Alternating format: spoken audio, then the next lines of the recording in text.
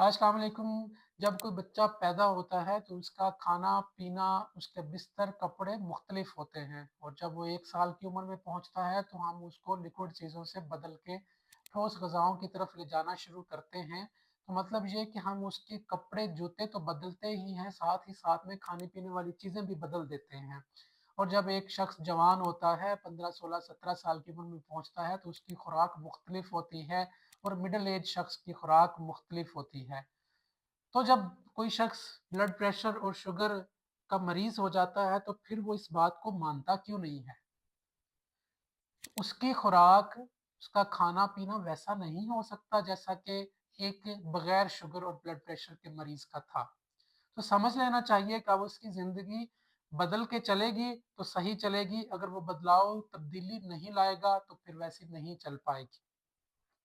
हजूम नहीं, कौम बनी है। बहुत शुक्रिया।